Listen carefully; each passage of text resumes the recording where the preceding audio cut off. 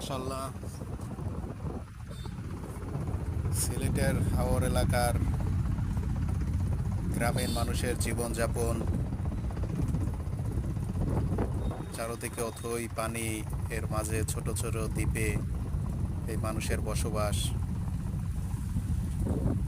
মনে হয় যেন সমুদ্রের বুকে ছোট ছোট দ্বীপ জেগে আছে। ওই দূরে পাহাড় পর্বত, আর এই হাওর বাওরের মধ্যে মানুষের জীবনযাপনের যে কর্মকাণ্ড তা চলতে আছে। যোগাযোগের ব্যবস্থা শুধুই ট্রলার।